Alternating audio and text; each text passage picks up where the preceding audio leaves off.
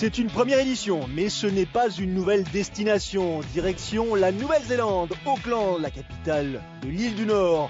En l'occurrence, Cyril, pour une épreuve qui cette année sera support du championnat Asie-Pacifique, l'Ironman 73 d'Auckland. Ouais, une nouvelle épreuve donc dans la série Ironman, le 70.3. Qui est quelques semaines avant la distance reine, la distance Ironman. Donc beaucoup d'athlètes néo-zélandais et australiens bien évidemment. Et notamment celui-ci, Tim Burkle, qui a fait le déplacement. Quelques épreuves et quelques palmarès intéressants parmi les différents pros. Ils seront une cinquantaine ici et Burkle fait partie de ceux qui sont satisfaits, ceux qui savent que c'est le début de la saison malgré tout, qu'ils sortent d'une période de préparation souvent un peu intense et qui s'attendent ici à, je dirais, trouver quelques repères et surtout ensuite pouvoir soigner des directions bien précises dans l'amélioration de leur performance ou du moins de leur préparation à venir.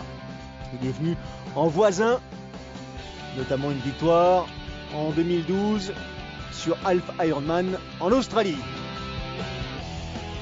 Mais c'est lui qui intéresse, lui pour cause, Bevan Docherty. On a l'habitude de le voir sur le circuit WTS, double médaillé olympique, qui pointe le bout de son museau sur le format plus long, Half Ironman et Ironman. Vous le disiez tout à l'heure, c'est une année olympique qui s'est terminée et donc Bevan Docherty à domicile va tenter sa chance. Double médaillé olympique, c'était effectivement en 2004 à Athènes et en 2008 à Pékin, médaille d'argent à Athènes, médaille de bronze à Pékin. Il fait partie de ceux qui constituent la légende de la distance dite Ironman. Cameron Brown, inutile de vous présenter cet athlète, c'est bien de préciser qu'il a quand même remporté 10 fois l'Ironman de Nouvelle-Zélande. Lui aussi, il attaque une nouvelle saison, alors c'est peut-être la dernière, peut-être pas tout à fait. Il a réalisé une grosse performance en 2012, à suivre de près. Donc Cameron Brown, Caroline Stephen, elle a presque tout gagné. Il lui manque sans doute le titre suprême.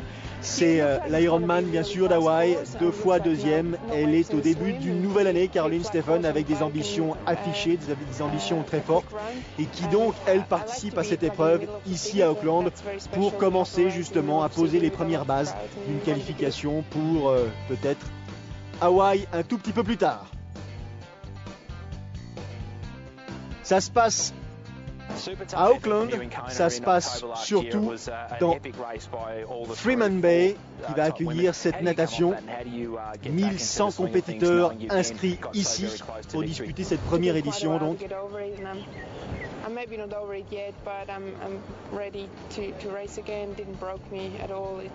Caroline Stephen qui insiste sur le fait que ces 2 deuxièmes places à Hawaï n'ont en rien limité son enthousiasme et son envie de monter sur la plus haute marche du podium. Autre compétiteur présent ici, Joe Gambles, l'Australien, et qui lui insiste sur le fait que c'est une occasion inespérée pour les triathlètes de courir ici à Auckland cette épreuve parce qu'ils vont tout simplement emprunter Harbour Bridge qui leur sera réservé. C'est la première fois qu'un triathlon en Nouvelle-Zélande pourra passer sur Harbour Bridge de façon, je dirais, presque prioritaire, même si jusqu'à présent le marathon de Auckland pouvait l'emprunter. Harbour Bridge, c'est certes un site particulier, mais c'est aussi une difficulté parce que c'est un moment où le vent s'engouffre dans la course. Meredith Kessler, la néo-pro, elle a décidé de prendre entre guillemets son ticket chez les pros depuis 2010, elle qui auparavant avait déjà couru 45 Ironman en tant qu'amateur. Grosse année en 2012 pour Meredith Kessler, qui a bien elle aussi l'intention de rééditer ses performances au cours de la saison 2013. 15 grosses épreuves à son actif, du moins à son programme, entre Auckland et l'Ironman d'Arizona au mois de novembre. Nous serons à même de suivre Meredith Kessler à plusieurs reprises cette saison. Elle dit qu'entre San Francisco où elle s'entraîne et ici, il y a quelques similitudes, donc elle ne risque pas d'être dépaysée. On commence à mieux la connaître. Melissa O'Shield, elle qui avait remporté le titre de championne du monde de 73 en 2011, qui vient de la course à pied, d'abord demi-fond et puis ensuite steeple, grosse performance, grosse aisance en course à pied et qui aurait bien l'intention de rééditer la performance ici à Auckland et de glaner à nouveau le titre de championne Asie-Pacifique sur ce format. C'est un titre intéressant, estime-t-elle. Elle est prête, il faudra bien sûr la surveiller. Voilà, vous avez en quelque sorte une idée des athlètes présents ici, du nom de ces athlètes présents ici, de leurs ambitions.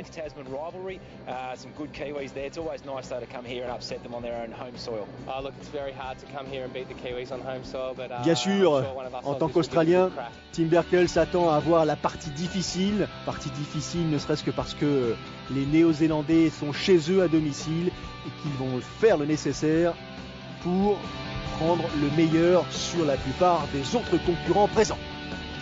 Je le disais tout à l'heure, une cinquantaine de pros inscrits sur cette épreuve qui compte 1100 participants. Pour une première édition, c'est pas mal.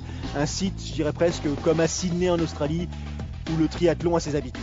Ouais, un site où on est presque au cœur de la ville, puisqu'on nage dans le port. Donc c'est vraiment intéressant pour les athlètes, pour les spectateurs. Un très très beau plateau donc pour cette première édition du 70.3 d'Auckland en Nouvelle-Zélande. Faut dire qu'on est au cœur de la saison dans l'hémisphère sud, puisqu'elle commence on va dire fin novembre, début décembre, elle se termine au mois de février, mars, avril, et des athlètes qui sont là donc, pour prendre des points pour se qualifier pour Hawaï et aussi pour parfaire leur préparation pour tout le reste de la saison avec comme pour objectif octobre 2013 et la finale à Hawaï. Le dessin de cette première épreuve, la natation 1,9 km, les distances vous les connaissez par cœur, 90 km à vélo plus semi-marathon 21 km à pied, mais une boucle en natation devant donc le port d'Auckland, l'occasion pour les spectateurs de pouvoir assister à un spectacle assez différent, assez dynamique.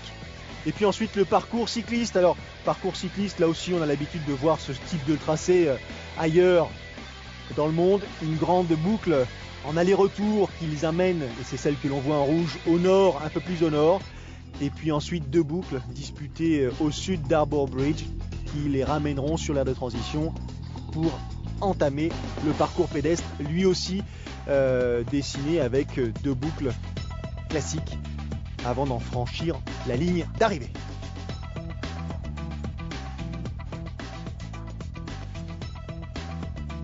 Quelques mots sur Auckland, capitale pluriculturelle, les Polynésiens, Asiatiques, les Maoris, un peu plus d'1,5 million de personnes ici. Auckland composé d'une cinquantaine d'îles, un tout petit peu plus même. Des volcans éteints tout autour ou en sommeil, autant dire que le cadre est très spectaculaire. Température de l'air à cette période de l'année, un peu plus de 20 degrés, 23, 24, 25 degrés, donc les conditions de course s'annoncent assez clémentes, même si on sait pertinemment, et c'est ce que disait Meredith Kessler tout à l'heure, ça peut être assez changeant, la pluie peut faire son apparition assez rapidement, il y a des massifs montagneux tout autour, le vent est là aussi, donc ça nécessite une certaine forme de préparation. Ouais, on le voit, on est en bord de mer, donc forcément il faudra faire attention aux conditions climatiques, notamment au vent qui peut quand même bien durcir la course. Et il faudra être vigilant, d'autant plus qu'on est sur les distances Alpha Ironman, donc forcément il y a des moments où ça va quand même assez vite, donc il faudra être vigilant.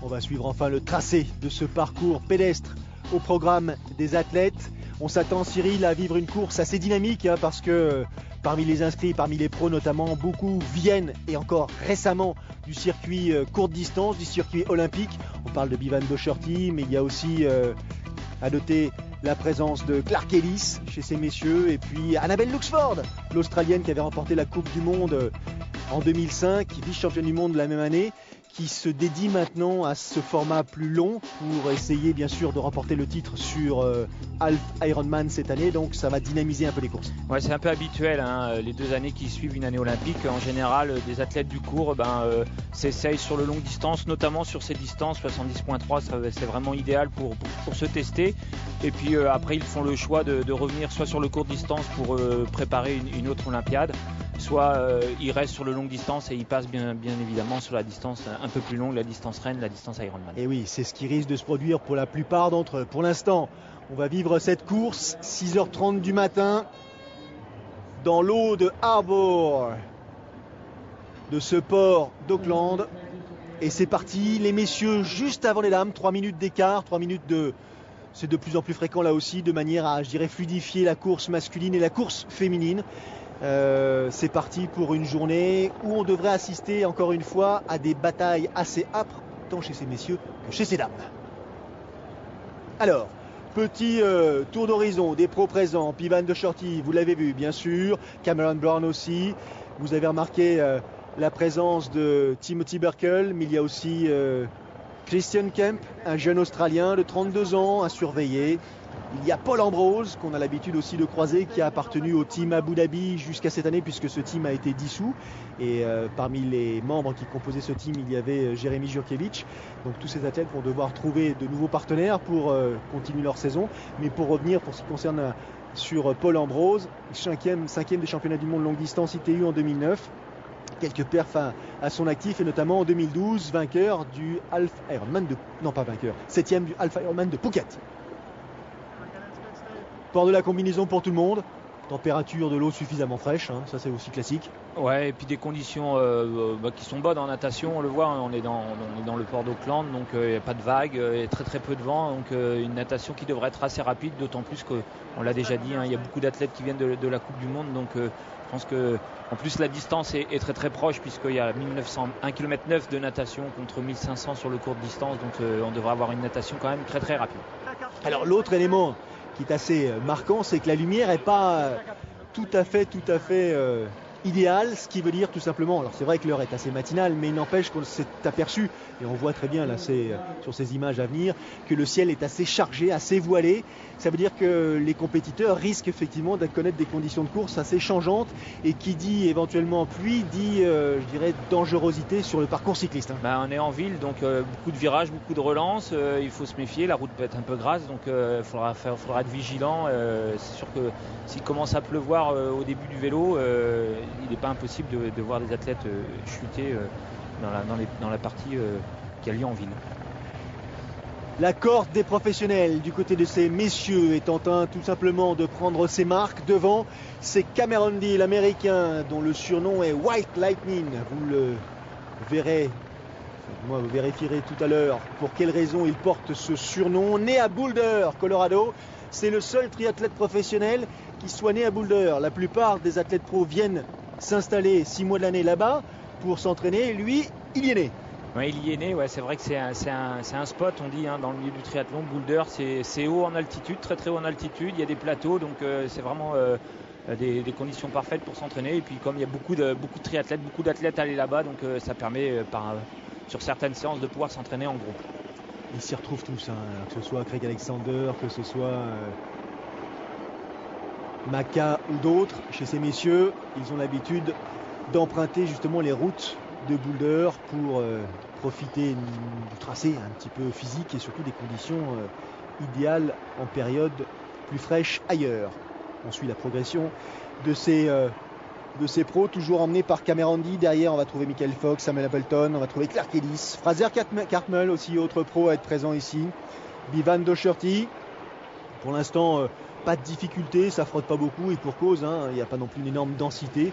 On se contente là de maintenir un rythme, c'est important. La journée va être longue, mais autant limiter un tant soit peu la casse et les écarts avec les premiers qui ont l'air quand même de forcer un tout petit peu l'allure là sur la fin de ce tracé. Ça va être intéressant de voir le comportement de Cameron Brown justement devant ces jeunes athlètes, hein, qui viennent du court distance. Cameron Brown qui en 2012 avait fait un début de saison tonitruant, on le voyait régulièrement aux avant-postes, et puis qui avait un peu faibli en fin de saison, où à Hawaï ça s'était moyennement bien passé. On va voir justement comment il va se comporter par rapport à ces jeunes loups qui viennent découvrir la longue distance. À noter la présence d'un Français, hein, Simon Bilot, inscrit sur cette épreuve. Simon qui a depuis le début de l'année choisi de faire le déplacement en Australie, dans l'hémisphère sud, en Australie, pour se préparer et courir, de manière à justement, Cyril, comme vous l'aviez fait par le passé, trouver de bonnes conditions et tenter de se qualifier cette fois-ci pour l'Ironman d'Hawaï un tout petit peu plus tard dans la saison. Ça commence à se décanter un tout petit peu. Prennent l'avantage devant Cameron D, Michael Fox, Samuel Appleton. Il y a aussi Joseph Lampe, James Hodge, des noms qui nous sont un tout petit peu moins familiers. La plupart sont néo-zélandais, quelques-uns australiens. Ils courent exclusivement dans cette, périphérie géographique. Ce sont des spécialistes de ces épreuves néo-zélandaises et australiennes. Et australiennes, ouais. La saison est inversée avec la saison européenne. Donc c'est des athlètes qu'on a parfois pas l'habitude de voir en Europe. Bon, après, c'est des athlètes qui, s'ils réussissent là sur des courses comme ça, forcément vont essayer d'aller glaner des points pour se qualifier et venir sur le circuit européen. Ça devient compliqué quand même, parce que la qualification, soit pour les championnats du monde Half Ironman, soit pour la qualification à Hawaï, nécessite quand même une présence importante sur le circuit et surtout des performances à enregistrer. Oui, parce qu'il limite le nombre de places, donc forcément ça demande beaucoup de points. Pour avoir beaucoup de points, il faut beaucoup courir et seules les premières places ramènent énormément de points, donc ça devient en effet très très compliqué pour se qualifier. Mais voilà, que ce soit la finale à 70.3 ou la finale à Hawaï sur la distance Ironman, ça reste quand même le must de ce qui existe dans le triathlon de distance. Sans oublier que pour participer à ces épreuves, il faut se déplacer, voyager énormément, que ce soit dans l'hémisphère sud, dans l'hémisphère nord. Ce sont une répétition de déplacements qui financièrement est à prendre en considération et surtout à préparer. Ouais, c'est un coût important. Donc pour les Européens, c'est vrai que l'idéal c'est de se trouver un camp d'entraînement soit en Australie, soit en Afrique du Sud justement, ou aux États-Unis pour courir et s'entraîner, et surtout s'entraîner pour préparer la saison européenne pour ses partenaires européens, et puis vice versa pour les Australiens. Donc bon, c'est vrai que les Australiens ou Néo-Z ont plus de facilité parce qu'en France ou en Europe on leur propose des structures, des clubs, ce qui n'est pas le cas quand on va en Australie. Le nom de team existe mais le nom de club n'existe pas. Pas tellement de mouvement pour ce qui concerne la tête de la compétition, toujours Cameron Dee, l'américain devant, 28 ans, nageur rouleur, spécialiste du courte distance.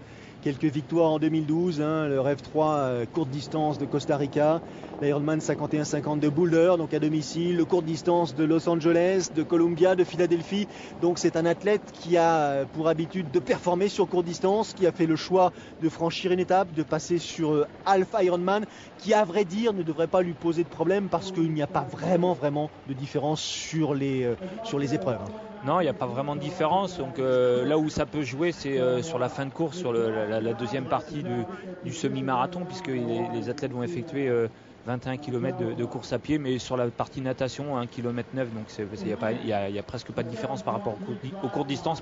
Puis 90 km de vélo, c'est des distances qu'ils ont l'habitude de faire à l'entraînement, même si c'est des athlètes qui font essentiellement du court distance.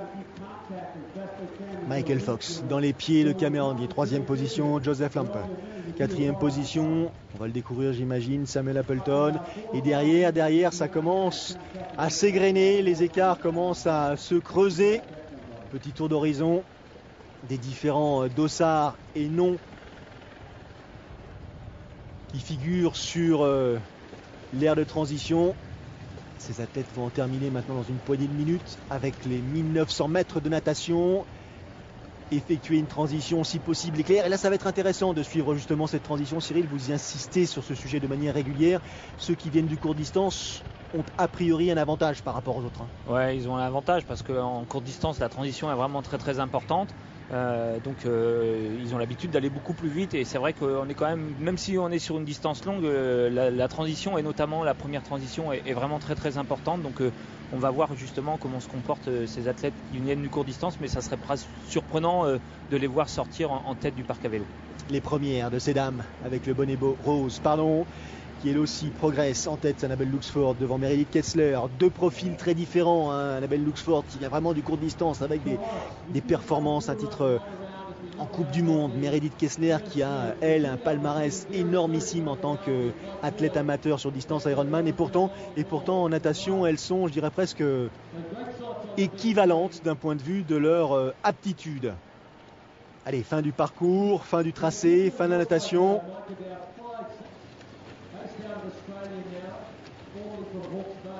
Pour l'instant, la pluie n'a pas fait son apparition et c'est tant mieux. Mais c'est chargé. C'est chargé, ça ne demande qu'à exister en quelque sorte. Cameron Dee, qui depuis le départ de la natation emmène ce groupe de compétiteurs.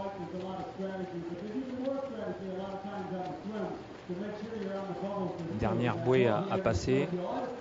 Et la sortie de l'eau avant d'atteindre la transition et d'attaquer le parcours cycliste.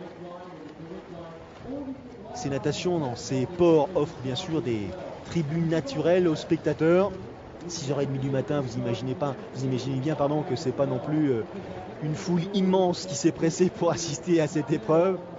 Il n'empêche que tout est à leur disposition, à la disposition de ces spectateurs pour justement pouvoir profiter de cette première édition, encore une fois, de ce championnat Asie-Pacifique ici à Auckland.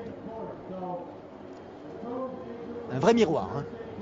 Voilà, c'est l'idéal pour vraiment pour les nageurs qui sont très très techniques. Là, c'est comme si on était dans un bassin, sauf qu'il n'y a pas de virage à faire. Donc c'est vraiment l'idéal pour les appuis et pour vraiment avancer. Alors ils vont passer sous cette passerelle et sortir de l'eau. Donc juste après, sur le côté droit, vont marquer. La foule attend justement l'arrivée des premiers compétiteurs. Ensuite, ils vont emprunter sur la droite de l'écran, vous l'avez remarqué également, le tracé et les fameux parcours moquettés qui les amènera jusqu'à l'aire de transition.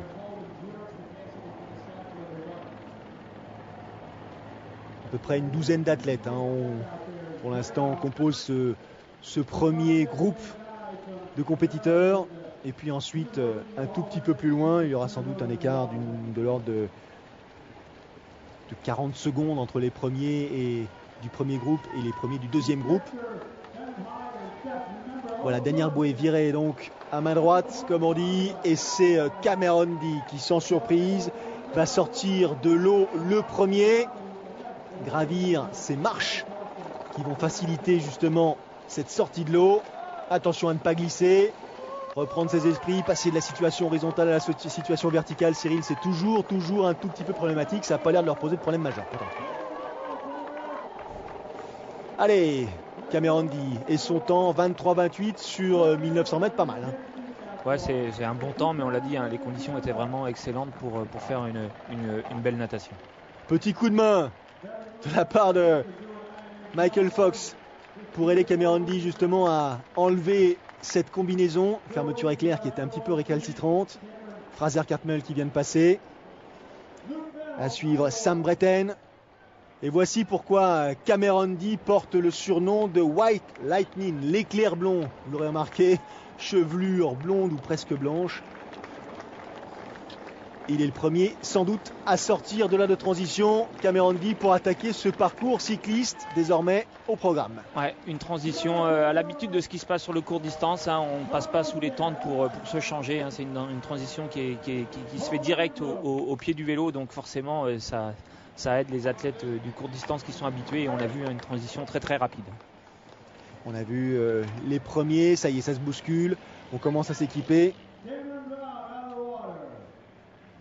23-28 donc pour Cameron Dee. Suivez Michael Fox, Joseph Lampe, Sam Appleton, James Hodge. Et là, en gros plan, Cameron Brown. Cameron Brown, il sort de l'eau en 25-25. Dossard numéro 1. Pas de surprise pour Cameron Brown. Gros programme cette année. Malheureusement, l'an passé, il n'avait pu disputer Hawaï. Veille de la course, forfait. Sortie de l'eau, les premières. Annabelle Luxford, 25-48 pour l'athlète australienne. Objectif, encore une fois, les championnats du monde Half Ironman cette année. Deuxième position, on la voit derrière. Pour Meredith Kessler. 25-50 secondes. Et puis ensuite, Liz Blashford, elle est là, elle également. Liz Blashford, la Britannique, mais qui vit en Australie. Court aussi de manière régulière sur le circuit courte distance. Blashford 10e à Madrid et en passé 4e à Mouloulah. Et puis derrière Caroline Stephen un peu plus loin, 27-06 pour la Suissesse. Donc ça fait une 30 de retard sur Annabelle Luxford. Voici les temps, Michel Bou, 28-02. Casque profilé pour tout le monde, ou presque. Ouais, c'est un circuit assez roulant, on va le voir. Donc vélo de contre-la-montre, casque profilé, et Caroline Steffen qui arrive avec à peu près 1 minute 30 de retard sur la tête de course. Elle sort d'une période de préparation assez soutenue, hein, Caroline Steffen, en altitude, avec beaucoup de dénivelé, peut-être pas tout à fait ce qu'il faut pour entamer, enfin du moins attaquer cette compétition ici. Encore une fois, cette compétition s'inscrit dans un programme global. Ouais, c'est un programme global pour elle, c'est une période où elle fait du foncier parce qu'après Hawaï elle a forcément coupé, donc elle sort d'un cycle important de foncier, et puis on est sur des distances où elle a besoin de points bien sûr pour se qualifier pour Hawaï, mais avec l'expérience qu'elle a, elle devrait pas avoir de soucis, donc elle est sur une distance où justement ça lui permettra de faire le point pour ensuite programmer ses différents cycles d'entraînement. James Hodge, Dossard, 34 en gros plan. Il est sorti de l'eau dans les premiers. C'est normal qu'il lutte devant. Annabelle Luxford, c'est intéressant de la voir revenir, je dirais presque. Annabelle Luxford, l'Australienne de Brisbane. L'année dernière, elle avait remporté l'Alpha Ironman de Canberra, le court distance de Santa Cruz, le 51-50 de Columbia. Donc déjà, elle était dans une logique de préparation pour cette année et cette saison 2013. Vélo profilé pour Bevan Docherty, le néo-zélandais d'Auckland. Il court à domicile. L'Australien Christian Kemp, qu'on connaît un tout petit peu moins. Très puissant, hein. Alors Bevan Docherty, lui engagé ici justement, et puis ensuite sur l'Ironman de Nouvelle-Zélande avec des ambitions affichées sur Hawaï, l'idée de se qualifier bien sûr et d'essayer de tirer son épingle du jeu. Est-ce que c'est important? Est-ce que par rapport aux autres c'est une vraie différence que de posséder l'expérience qui est la sienne en matière de vitesse? En matière de vitesse oui, surtout sur ces distances-là, donc ça peut jouer énormément en course à pied. Sa grande difficulté ça va être le circuit vélo, puisque en vélo autant sur le court distance les pelotons sont autorisés et donc les guidons de triathlètes n'ont pas lieu d'être, puisque en général ils roulent en groupe. Là il va falloir qu'il s'habitue à garder une position pendant tout le circuit vélo. Alors certes on est au tout début du parcours vélo et on le voit, les écarts sont pas encore faits, donc ça reste encore assez groupé, mais c'est une donnée qui est importante pour lui, parce qu'il n'a pas l'habitude sur le court distance de faire un vélo on va dire seul, alors qu'en courte distance ils ont le droit de rouler groupé. Justement, on va voir ces différences, ces expériences riches, la différence entre Luxford et Meredith Kessler, l'aptitude aussi, la position, on le vérifie immédiatement, Luxford un peu plus haute sur son vélo que Meredith Kessler qu'on avait vu un peu plus tôt, tout comme Caroline Steffen qui passent leur année, je dirais presque, avec les bras posés sur les prolongateurs, donc c'est un plus. Ouais, ils font toute leur séance quasiment d'entraînement sur des vélos de contre-la-montre, ils étudient leur position, il y en a qui travaillent en soufflerie, alors qu'un athlète du court distance, il a pas vraiment intérêt à aller travailler en soufflerie, puisque le vélo se fait en général en groupe, même si il peut y avoir des échappées sur les triathlons court distance, mais ça devient quand même assez rare. La sortie de l'eau des amateurs, des groupes d'âge comme on dit, et on retrouve la tête de course masculine qui s'apprête à franchir Harbour Bridge. Le voici, ce fameux passage exceptionnel ou jugé comme tel. Le triathlon de Auckland, le Alpha Ironman d'Auckland emprunte ce pont pour la première fois. Seul jusqu'à présent le marathon, ou du moins les marathoniens avaient la possibilité de franchir ce pont, ce fameux Harbour Bridge. Je ne suis pas sûr que les triathlètes pour l'instant mesurent la chance qui est la leur. Je ne suis pas sûr non plus qu'ils soient vraiment à regarder autour d'eux et profiter du décor. Ils sont en train pour l'instant de lutter contre ce faux plat montant et contre ce vent qui fait son apparition sur la course. Ouais, c'est un lieu un peu mythique et c'est un endroit quand même assez difficile, hein, puisque en effet on est en plein dans le vent et puis il y a ce faux plat montant. On va marquer une petite pause. On revient tout de suite ici à Auckland pour suivre la fin de cette épreuve. Première édition du Alpha Ironman d'Auckland.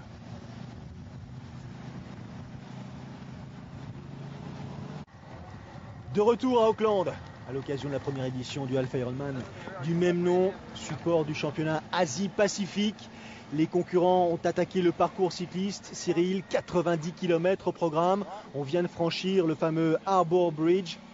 L'occasion pour les spectateurs d'assister à un spectacle un tout petit peu différent, l'occasion pour les compétiteurs d'entamer ce premier aller-retour qui va les conduire au nord de l'île, un peu plus au nord, avant d'attaquer 2 boucles un peu plus au sud, une fois qu'ils auront franchi à nouveau Harbour Bridge. Ouais, et là, il faudra d'abord sortir de la ville, hein. On le voit, un parcours très très technique où il y a beaucoup de virages, donc il faut être vigilant, éviter les chutes et rester bien concentré parce que ça tourne beaucoup. Et d'autant que la pluie a fait son apparition, on le voit là sur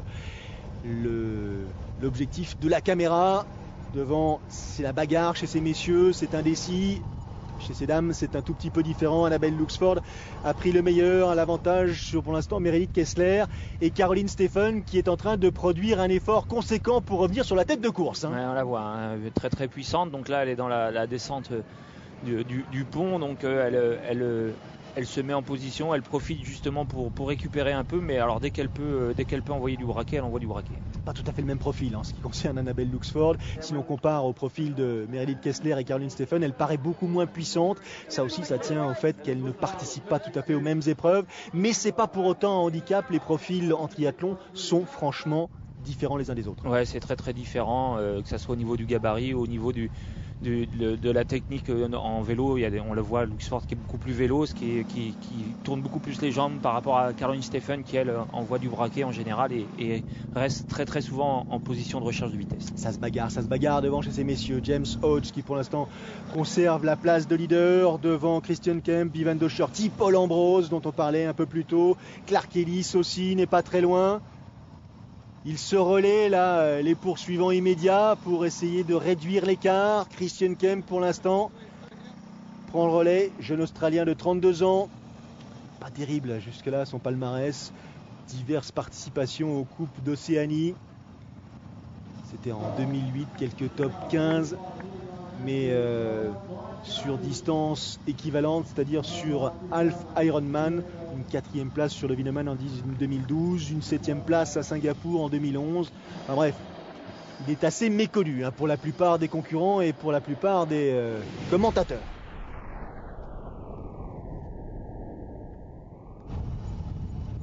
Tête de course chez ces dames, Annabelle Luxford, qui elle, au contraire, possède un palmarès éloquent et les conditions de course, Cyril, qui ne vont pas en s'arrangeant.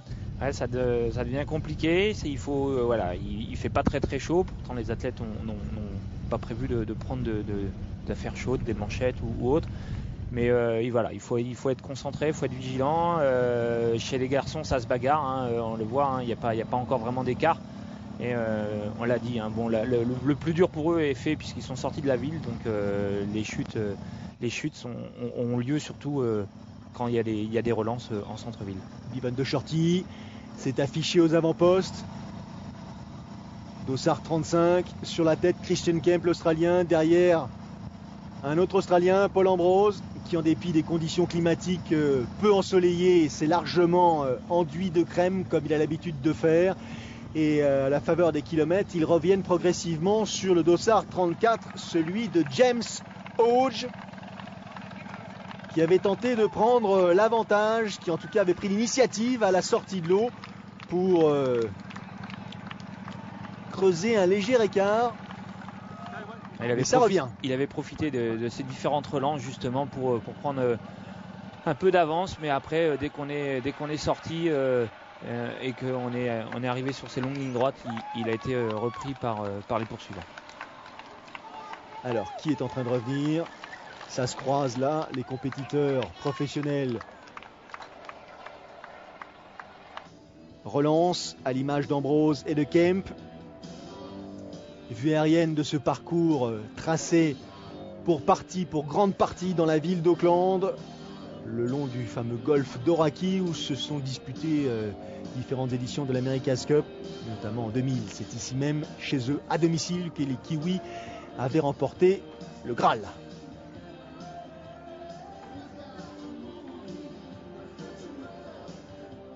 La Nouvelle-Zélande, terre de rugby, la Nouvelle-Zélande, terre de football australien et la Nouvelle-Zélande, terre de triathlon depuis très longtemps, comme l'Australie. C'est ici que Laurent Vidal, notamment Davidos, viennent se préparer pendant la période hivernale de l'hémisphère nord. Ouais, beaucoup d'athlètes européens et notamment des Français, ils vont en Australie, Nouvelle-Zélande pour se préparer. Nouvelle-Zélande avec Hamish Carter, champion olympique surprise. Alors c'était pas à Londres, mais à Athènes. Mais il avait créé un peu la surprise. Et ça avait été une belle médaille pour les Néo-Z. Les Néo-Z, et comme les Australiens, sont fréquemment sur les podiums, que ce soit en Coupe du Monde ou en longue distance. Pour ce qui concerne la Nouvelle-Zélande, c'est certes un petit pays, mais en tout cas avec une production chez les triathlètes assez efficace. Alors, toujours la même bagarre, toujours la même incertitude pour ce qui concerne les commandes de l'épreuve masculine. Hodge, Docherty, Kemp, Ambrose, Ellis, ils sont tous là. Et vous le vérifiez, hein, on a insisté tout à l'heure sur les différents virages, sur les virages en épingle à cheveux comme celui-ci, mais il y a aussi, là on l'a vu, les voies de chemin de fer à traverser qui peuvent être l'occasion de quelques glissades parfois insoupçonnées. Les conditions de course ne vont pas en s'arrangeant, loin de là, la température doit chuter légèrement. Ça peut aussi agir sur, sur les qualités de coureur de certains. Ça joue beaucoup. Il faut avoir une certaine habitude. Ça joue beaucoup sur le mental.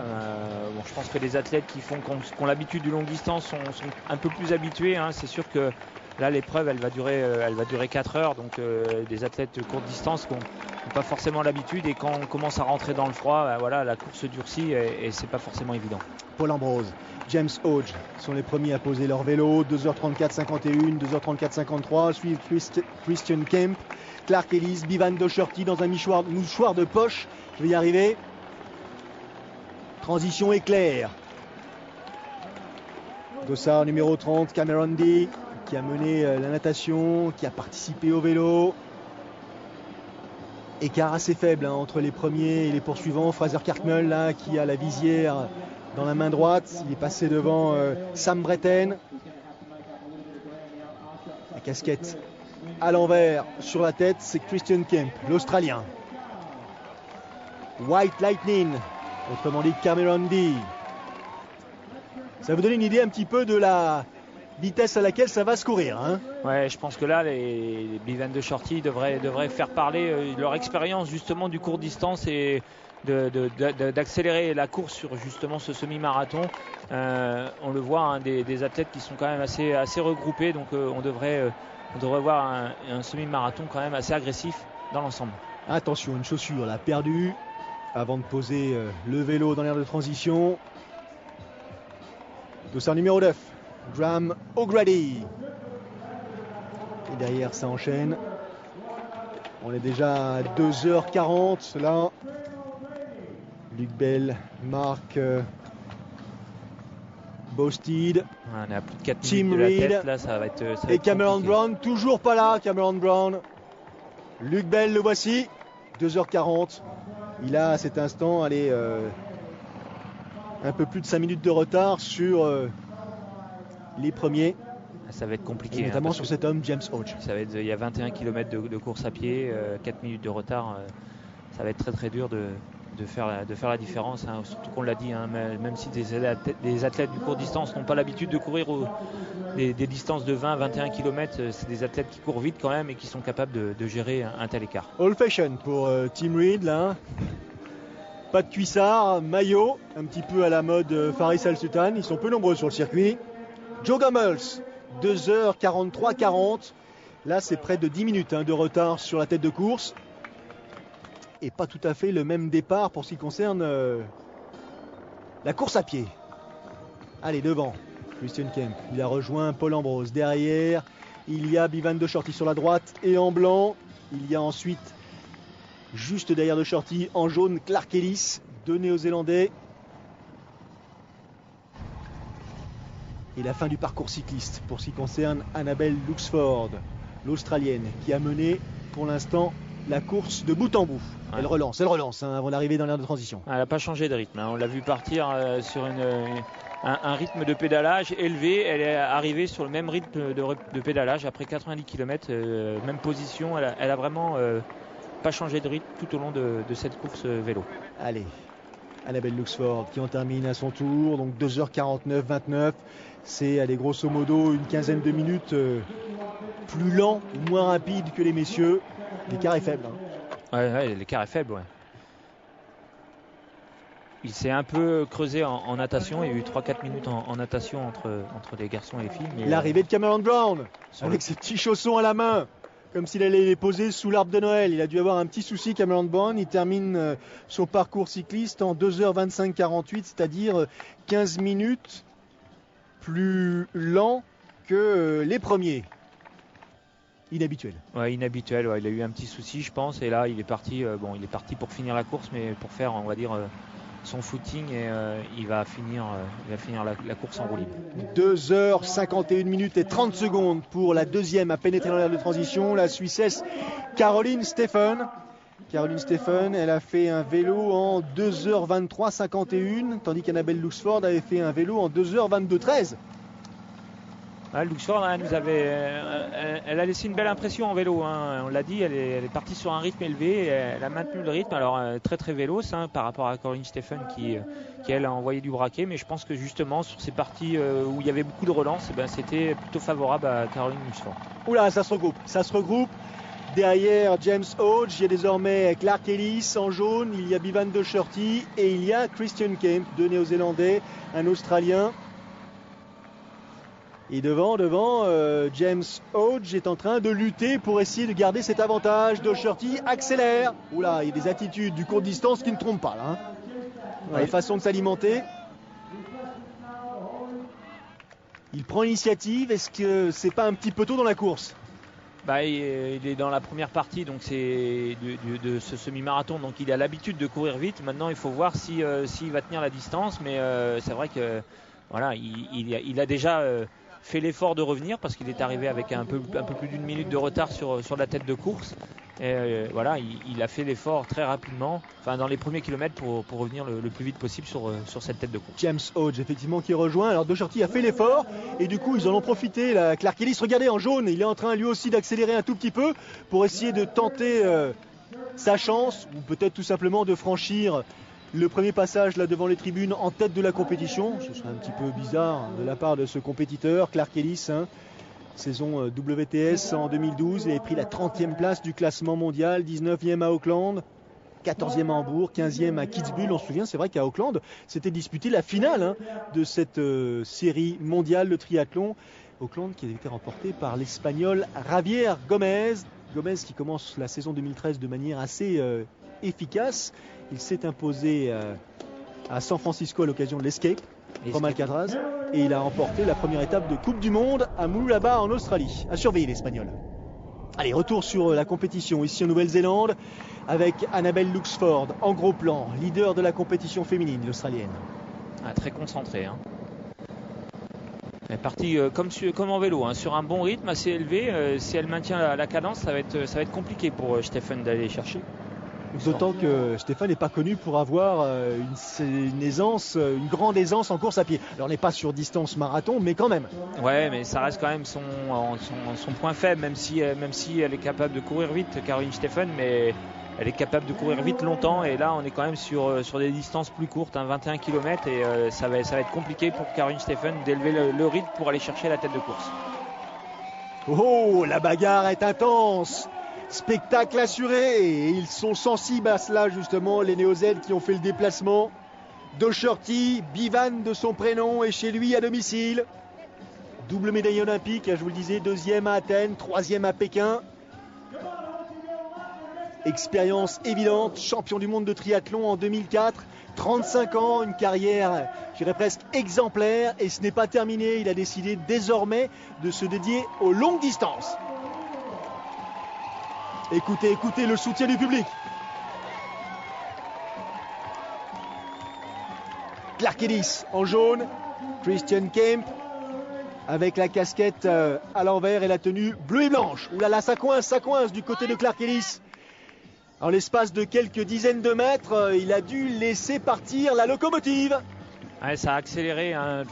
Ils sont repassés devant le public, donc forcément ça donne un peu des ailes, ça a accéléré. Et puis une fois qu'on a passé un peu cette euphorie, on retombe un peu dans la course et c'est là qu'on voit que les athlètes qui ont un peu trop donné, qui sont allés un peu trop loin dans l'effort et derrière ça craque un peu. Caroline Steffen, solide, classique, attitude, je dirais presque quotidienne en course à pied. Voilà, elle est dans un rythme pour courir très très longtemps. Il faudrait pour elle qu'elle arrive à augmenter ce rythme, à accélérer un peu pour essayer de revenir sur la tête de course, ou tout du moins essayer de faire peur à Annabelle Loosford. Mais c'est compliqué pour Caroline Steffen à chaque fois d'accélérer. Mais attention, parce que derrière Caroline Steffen, il y a Melissa O'Shield, Meredith Kessler. Elles ont terminé le parcours cycliste après 2h54 et 55, 2h54 minutes 55 secondes, c'est-à-dire 3 minutes derrière Steffen. Et quand on connaît l'aisance en course à pied d'une Melissa O'Shield ou d'une Meredith Kessler, on peut peut-être avoir des doutes sur la position deuxième de Caroline Steffen jusqu'au terme de cette épreuve. Et là devant, ça a changé aussi chez ces messieurs. Christian Kemp a accéléré à la faveur de ce deuxième tour de course à pied. L'Australien a placé une petite accélération décisive. Loosford. Ah là, on a l'impression qu'elle est dans sa bulle. Hein. Elle ne voit rien. Elle est dans sa bulle depuis la sortie de l'eau. Elle n'est pas sortie, elle voit rien. Alors on se demande même si elle entend le public, parce qu'il n'y a rien qui bouge. Hein. Elle garde le rythme tout au long de sa course. Dernier retour pour ces messieurs. Kemp est passé, Docherty a désormais une cinquantaine de mètres de retard sur l'Australien. Un Australien devant, un Néo-Z en deuxième position, un Néo-Z en troisième position. Mais il semblerait, le troisième c'est celui-ci, Clark Ellis, qui regarde sa montre et qui ne retrouve pas de vitesse justement pour essayer de revenir sur Docherty, tandis que devant, Christian Kemp, l'Australien, semble Cyril avoir davantage de ressources. Ouais, il a pris quelques longueurs d'avance, donc là c'est compliqué pour ces athlètes, parce que Docherty il n'a pas l'habitude de faire autant de kilomètres en course, et là on est dans cette deuxième partie du semi-marathon, et c'est là qu'on va voir les hommes qui ont suffisamment d'entraînement pour garder un rythme aussi élevé. Allez, gros plan sur Christian Kemp. Je vous disais qu'il était méconnu, mal connu, dirons-nous, un palmarès relativement peu fourni. Ouh, ça coince là. Melissa O'Shield, elle nous donne d'habitude pas l'occasion de vivre ou de suivre une course à pied aussi faible. Non, d'habitude on la voit voler en course à pied. Elle remonte ses adversaires une à une, et là elle est un peu en difficulté, mais on l'a pas beaucoup dit, mais les conditions météo sont pas évidentes, il fait quand même frais, donc beaucoup de perte d'énergie. Oh là, il est soutenu, Christian Kemp. Il est soutenu, il a désormais 150 mètres d'avance sur Docherty. Il termine ce parcours pédestre, ce semi-marathon. La ligne d'arrivée lui tend les bras. Est-ce qu'il va maintenir cette position jusqu'au bout? Est-ce que Docherty va trouver les ressources supplémentaires pour essayer de contrer cette victoire australienne? Ça semble compromis, Cyril. On a l'impression que ça y est, ça commence à se dessiner. Et la ligne d'arrivée fait son apparition. Kemp, les épaules un tout petit peu plus hautes qu'au départ, le visage un tout petit peu plus grimaçant, s'apprête à monter sur la plus haute marche. C'est interminable. Quand vous avez les virages comme ça qui succèdent les uns aux autres, on se dit mais elle est où cette ligne? Ouais, c'est interminable, mais d'un autre côté, pour l'athlète qui est en tête, pour Kemp, c'est bien, parce que voilà, Docherty ne l'a pas en ligne de mire régulièrement, donc il peut comme ça avancer dans la course, mais c'est vrai qu'on le sent en difficulté, et il faut qu'il tienne encore quelques mètres pour pouvoir franchir cette ligne d'arrivée, et c'est compliqué. Et c'est compliqué quand on a effectivement à son palmarès que très peu de performances. Meredith Kessler dépassée par Clark Ellis. Avec Clark Ellis, il est temps qu'il arrive aussi. Et lui aussi, mais ça y est, il a retrouvé le sourire. Une foulée un peu plus aérienne. Direction la ligne d'arrivée. Elle est pour lui, elle lui tend les bras. Première grosse victoire, très grosse victoire au palmarès de Christian Kemp. Victoire donc ici à Auckland, le titre de champion d'Asie-Pacifique sur distance Alpha Ironman. Ouais, un Australien qui gagne en Nouvelle-Zélande, c'est sûr que c'est une belle et grande victoire pour Kemp et on espère que ça va être un peu la victoire qui déclenche la suite de sa carrière. Et c'est ce qu'on lui souhaite. Franchissement de la ligne d'arrivée après 3h56 minutes et 2 secondes. Plutôt pas mal. Docherty, toujours deuxième, qui jette un coup d'œil en retrait, histoire de se rassurer et qui va garder cette deuxième position. Bevan Docherty, salué par les siens. Il franchit la ligne après 3h56 minutes et 37 secondes d'effort. Allez, il y a 34 secondes de différence, d'écart entre le premier et le deuxième. Ouais, c'est rien du tout, hein, mais bon, on l'a vu, hein, Kemp il a tout donné et voilà, dans les 200 derniers mètres, il a vu que la victoire était acquise, donc il a un peu relâché, mais belle victoire, belle bagarre sur cette partie course à pied. Et belle performance aussi pour ce qui concerne Clark Ellis, qui lui termine. La ligne est encore loin, presque là. Ça y est, troisième position. Qu'est-ce que signifie cette victoire ici à Auckland pour vous, Christian Kemp? Ah, c'est un titre extraordinaire. C'est le titre de ma carrière depuis très longtemps. C'est la meilleure course que je n'ai jamais réalisée depuis vraiment une éternité. Ah, je m'attendais à ce que ce soit difficile, bien sûr. Il a fallu gérer en course à pied. Je voulais pas me blesser. Je compte beaucoup réaliser une belle saison, donc je voulais terminer sans difficulté. Mais le mano à mano avec Bevan Docherty, ça vous pousse à être plus fort, ça vous rend plus agressif. Donc j'ai pris ma chance à quelques kilomètres de l'arrivée et j'ai donné tout ce que je pouvais pour essayer justement de franchir cette ligne d'arrivée en vainqueur.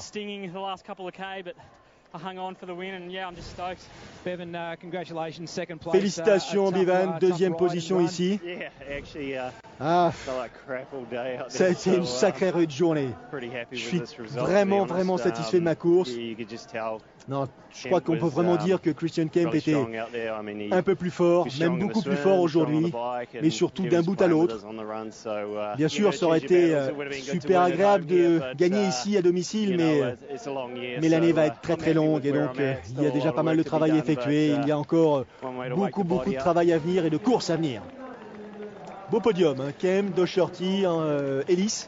Ouais, très beau podium, une course à pied vraiment super bien animée et puis Docherty qui fait une belle perf parce que bon voilà, c'est quelqu'un qui vient du court distance, donc il faut qu'il apprenne un peu comme ça au fil du temps le moyenne et le longue distance et puis comme objectif l'Ironman Nouvelle-Zélande qui a lieu un peu plus tard, donc c'est plutôt de bon augure pour Docherty. Ironman Nouvelle-Zélande que nous verrons au début du mois d'avril sur Sport Plus. La semaine prochaine, nous vivrons le triathlon longue distance d'Abu Dhabi. Donc notez bien d'ores et déjà sur vos tablettes Abu Dhabi la semaine prochaine, l'Ironman de Nouvelle-Zélande la semaine suivante et beaucoup d'autres épreuves à venir cette saison sur Sport Plus. Caroline Stephen. En deuxième position, Annabelle Luxford. Ça y est, elle va commencer à se détendre. On a l'impression que son visage, je dirais presque, reprend forme quasi normale. Elle vient de s'apercevoir qu'elle était en tête et qu'a priori la victoire lui était destinée, la preuve. Et qu'elle arrivait en fin de course, donc belle course, hein, vraiment très régulière. Enfin elle sourit, elle a fait une course complète, parfaite, course parfaite, 4h19-18. Et Caroline Stephen, toujours en deuxième position, elle a maintenu l'écart qui l'a séparée de Meredith Kessler. Dans le même temps, Melissa O'Shield a jeté l'éponge, a abandonné. Cyril, il y avait une attitude qui, à vrai dire, ne trompait pas. Hein. Ouais, elle était en grande difficulté en course à pied, alors que ça reste sa discipline favorite. Deuxième position pour Caroline Stephen, 4h25-15. Oula, il y a 6 minutes d'écart entre Luxford et Stephen. Elle a fait une course pleine aussi, mais avec un rythme complètement différent, et ce qui fait qu'elle n'a jamais pu accélérer pour revenir sur Luxford. Un nouveau podium pour Meredith Kessler, 4h29-24 pour l'athlète. Alors maintenant, ça y est, vous pouvez dire le titre Asie-Pacifique est le vôtre. Et alors, c'était génial, c'était une excellente journée. Bien sûr, c'était une course assez difficile, hein, parce que d'abord, il y avait une densité chez les pros. Il y avait ensuite des conditions de course qui n'étaient pas simples. Mais bon, je suis vraiment très satisfait. Félicitations, Caroline, deuxième position ici. Ça a été une épreuve pleine d'enseignements. J'étais à vrai dire assez anxieuse avant de prendre le départ parce que je sors d'une période de préparation assez difficile en altitude. altitude. Je suis arrivé sur la course, je pense un peu fatigué, donc je ne savais pas à quoi m'attendre. Bon, je suis assez satisfaite malgré tout de cette performance qui me permet justement de bénéficier de réponses à mes questions. Prochain rendez-vous, vous l'avez noté d'ores et déjà, Abu Dhabi sur Sport Plus dès la semaine prochaine. Et la semaine suivante, l'Ironman de Nouvelle-Zélande, on aura l'occasion, Cyril, de proposer beaucoup d'épreuves cette saison. Salut à tous! Salut!